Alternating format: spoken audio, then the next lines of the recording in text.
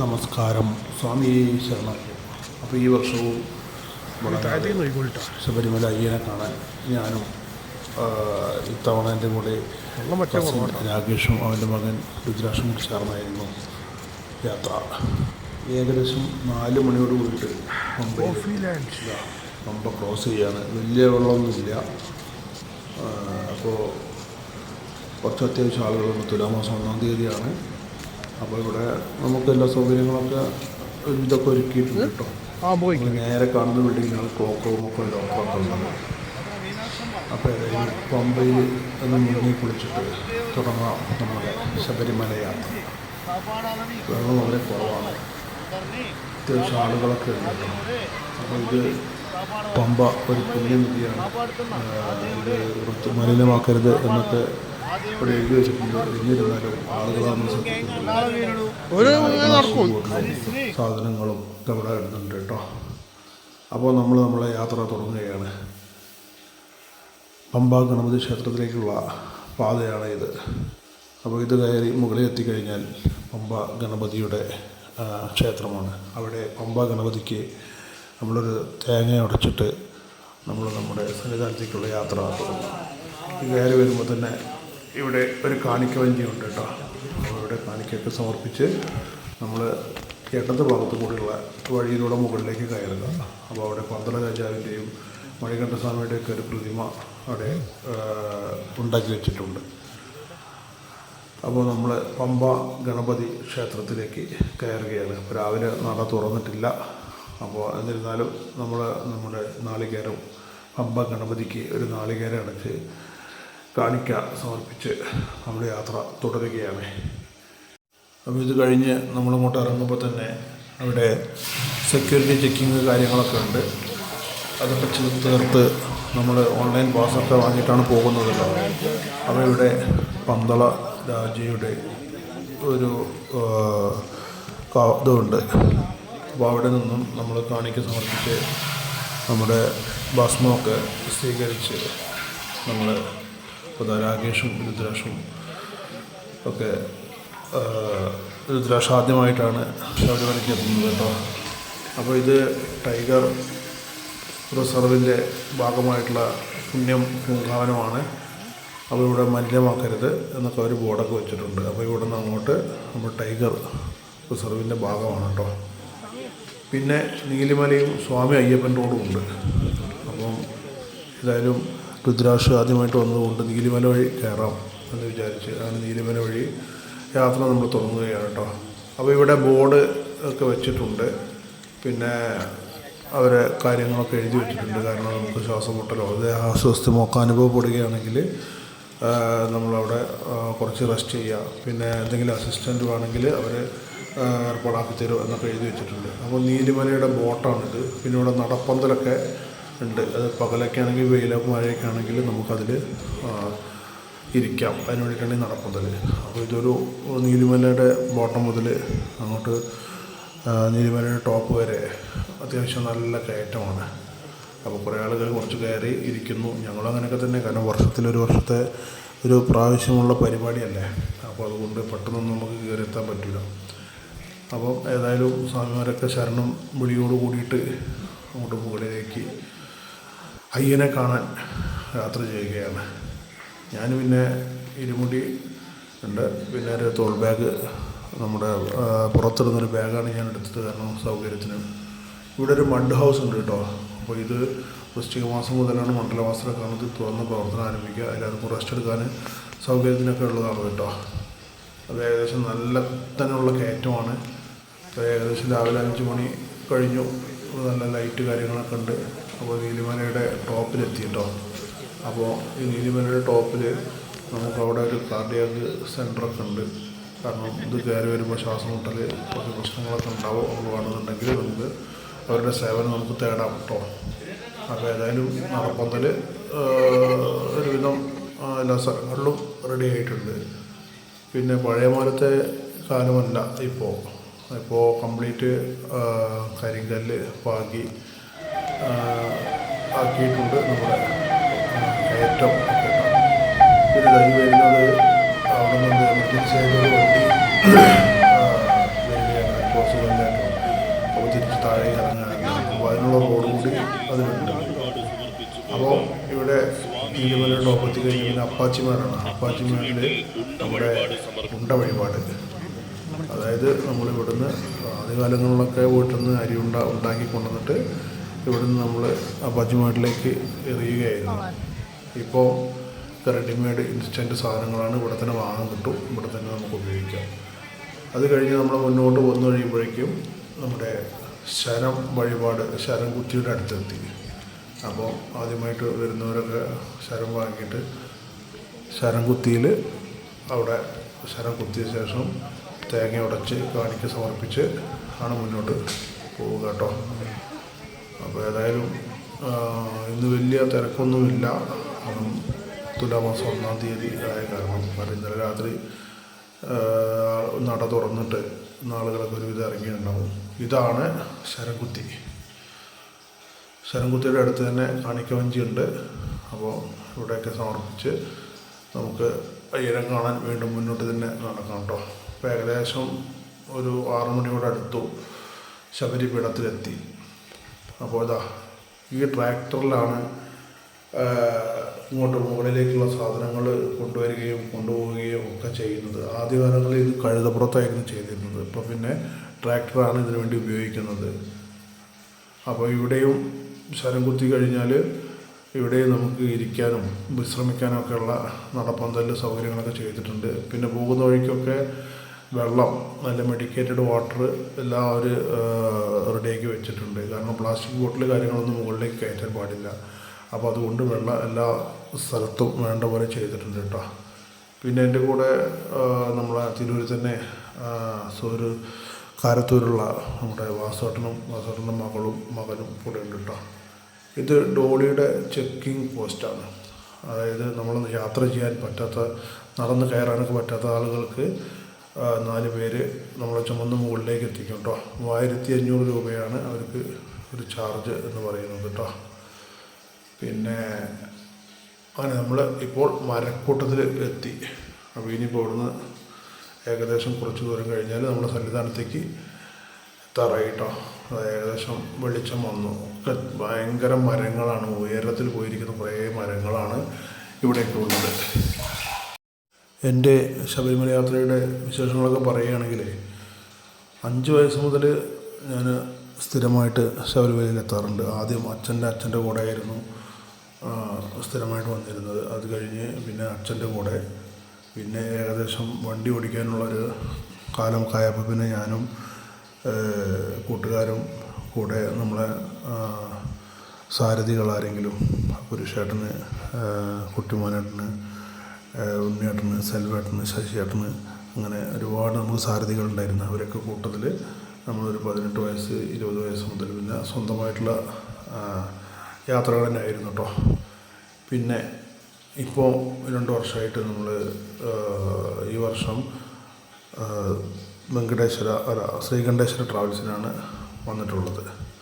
ഇതാ ഇവിടെ ഇപ്പോൾ എത്തിയപ്പം കുരങ്ങുകളുടെയൊക്കെ കുറേ കാണുന്നുണ്ട്. അപ്പോൾ ഇവിടെ ഈ കുരങ്ങുകൾക്കൊന്നും നമ്മൾ ഭക്ഷണമോ കാര്യങ്ങളൊന്നും കൊടുക്കരുതെന്ന് അവിടെ എഴുതി വെച്ചിട്ടുണ്ട്. അപ്പോൾ ഇതൊരു നല്ലൊരു കാഴ്ചയാണ്. സിംഹവാലൻ കുരങ്ങ് ഇത് അധികം നമ്മൾ കാണാറില്ല ഇവിടെ, എന്നാലും കണ്ടു തുടങ്ങി പോട്ടോ. അപ്പോൾ കഴിഞ്ഞോടെ കുറച്ച് ദൂരം കൂടി എത്തി കഴിഞ്ഞാൽ നമ്മുടെ സന്നിധാനത്തേക്ക് എത്തിട്ടോ. അപ്പോൾ അവിടുത്തെ പാട്ടും വലിയൊരു നമ്മളിവിടെ സന്തോഷമായിട്ട് ദർശനത്. അപ്പോൾ ഇവിടെ ഇങ്ങനെ നമ്മൾ ബോർഡൊക്കെ വെച്ചിട്ടുണ്ട്. ഇതൊരു പശുവിനെ ഫീഡ് ചെയ്യരുത് എന്നുള്ളത്, ചോറ് കൊടുക്കാനാണെന്ന് തോന്നുന്നു. കുറച്ച് ആളുകൾ കൊണ്ടുപോകുന്നുണ്ട് കേട്ടോ. അപ്പോൾ ദർശനം കഴിഞ്ഞ് ഇറങ്ങി വരുന്ന സ്വാമിമാരാണ് ഇതൊക്കെ. നമ്മൾ ദർശനത്തിന് വേണ്ടി മുകളിലേക്ക് പോയിക്കൊണ്ടിരിക്കുകയാണ്. ശരണമന്ത്രങ്ങളാൽ എല്ലാവരും എന്താ പറയുക, മുകളിലേക്ക് പോയിക്കൊണ്ടേയിരിക്കുകയാണ്. അപ്പോൾ ഇവിടെയൊക്കെ മൊത്തം കുരങ്ങന്മാരും സിംഹവാലും കുരങ്ങും ഒക്കെ ഉണ്ട് കേട്ടോ. അപ്പം ഇവിടുന്ന് ആളുകൾ പറയുന്നുണ്ട് അതിൻ്റെ അടുത്ത് പോയി ഫോട്ടോ ഒന്നും എടുക്കരുത്, കാരണം അതിന് മുന്നേ ഒരു ഫോൺ എടുത്തിട്ട് പോയി എന്നൊക്കെ പറയുന്നുണ്ട്.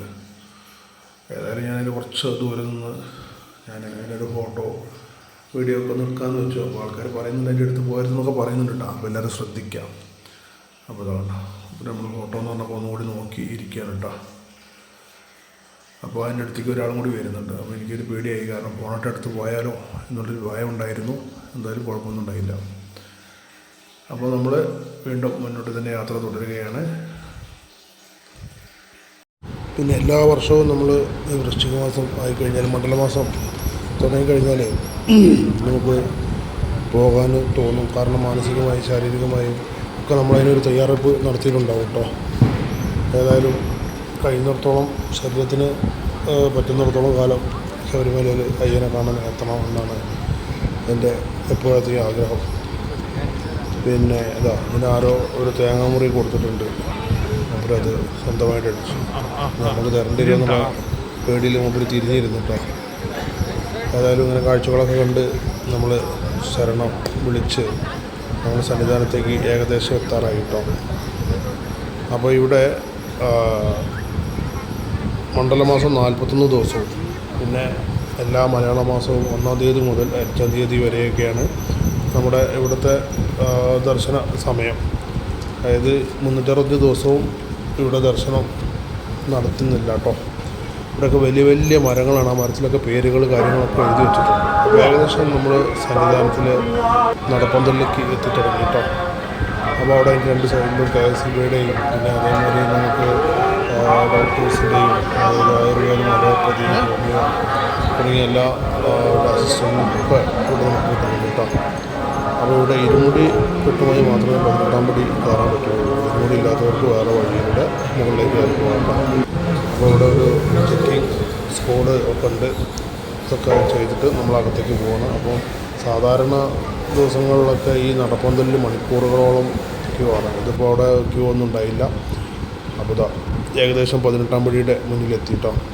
അപ്പോൾ ഇതിൻ്റെ അടുത്തുള്ള നമ്മുടെ ആഴിയിലേക്ക് തീയൊക്കെ പകർന്ന്, പക്ഷേ ഒന്ന് പുകഞ്ഞുകൊണ്ടിരിക്കുകയാണ്. കാരണം ഇപ്പോൾ തുടങ്ങിയിട്ടല്ലേ ഉള്ളൂ. അപ്പോൾ ഇതിൻ്റെ അടുത്തുള്ള ആല്, പിന്നെ 18-ാം പടിയാണ് ഈ നേരെ കാണുന്നത് കേട്ടോ. 18-ാം പടിക്ക് മേലെ ഇപ്പോൾ ഒരു ഭക്തൻ അതിനൊരു മേൽക്കൂരയൊക്കെ പണിത് കൊടുത്തിട്ടുണ്ട്. അപ്പോൾ ഏതായാലും നമ്മളിത് 18-ാം പടിക്ക് മുന്നിലെത്തി കേട്ടോ.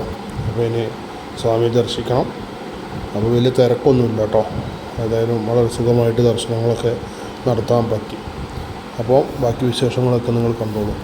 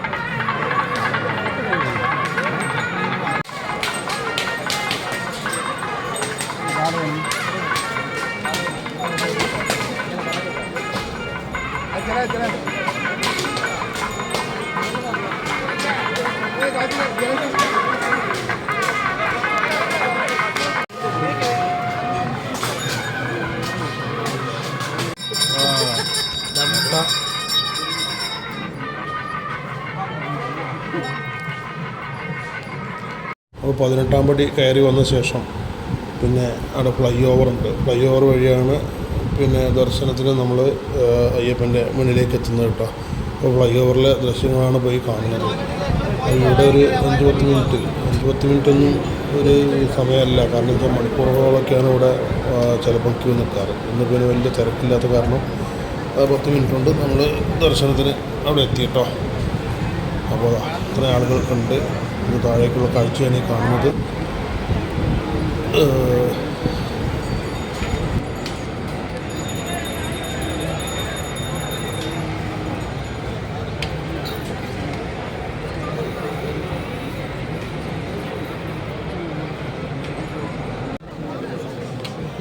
போக மாட்டார் நீ வா.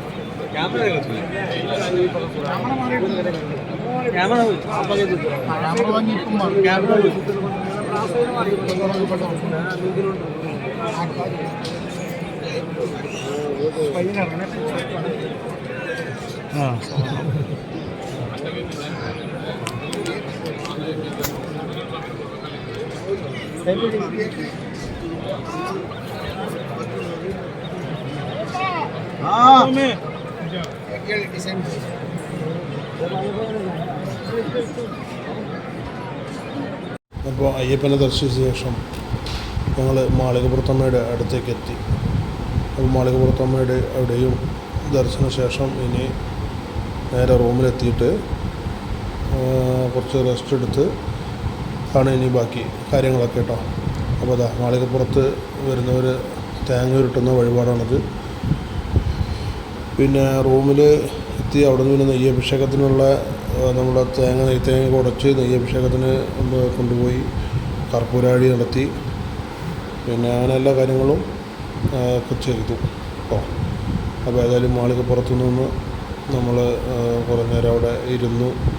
ഏകദേശം ഒരു 10-10:30 മണിയായിട്ടുണ്ട്. ഇപ്പോൾ ഏകദേശം വെയിലൊക്കെ ആയി തുടങ്ങി. ഏതായാലും ദർശനത്തിന് നല്ല സുഖവും സൗകര്യങ്ങളൊക്കെ ലഭിച്ചു കേട്ടോ. വലിയ തിരക്ക് ഇല്ല. ഇനി ഇത് കഴിഞ്ഞ് ബാക്കി നമ്മളെ കാര്യങ്ങളൊക്കെ വീഡിയോ നിങ്ങൾ കാണുക. അപ്പോൾ എൻ്റെ വീഡിയോ ഇഷ്ടമായാലും ലൈക്ക് ചെയ്യുക. പിന്നെ സബ്സ്ക്രൈബ് ചെയ്യാത്തവരുണ്ടെങ്കിൽ സബ്സ്ക്രൈബ് ചെയ്യുക. പിന്നെ കമൻറ്റ് ഒക്കെ ഉണ്ടായിക്കോട്ടെ. രാകേഷും രുദ്രാഷും കൂടി തേങ്ങ ഉരുട്ടിക്കൊണ്ടിരിക്കുകയാണ്. ബാക്കി വീഡിയോകൾ നിങ്ങൾ കണ്ടോളൂ. ഓക്കെ. അപ്പോൾ ഇതാണ് അയ്യപ്പൻ്റെ മണിമണ്ഡപം. ഇവിടെയാണ് അയ്യപ്പൻ യോഗാവസ്ഥയിൽ സമാധി ആയത് കേട്ടോ. അപ്പോൾ ഇവിടെ നമ്മൾ വർഷത്തിൽ, അതായത് മണ്ഡലമാസം അവസാനം ഇവിടെയാണ് 5 ദിവസത്തെ പൂജകൾ കാര്യങ്ങൾ ഒക്കെ ഇവിടെ നടക്കും. എന്നിട്ട് ഇവിടെ നിന്നാണ് അയ്യപ്പൻ ശബരിപീഠത്തിലേക്ക് എഴുന്നള്ളുന്നത്. അപ്പോൾ അങ്ങനെയുള്ള ഐതിഹ്യങ്ങളൊക്കെ ഉണ്ട്. അപ്പോൾ സ്വാമി ശരണം അയ്യപ്പ. വീഡിയോ ഇഷ്ടമായെങ്കിൽ ലൈക്ക് ചെയ്യാൻ മറക്കണ്ട.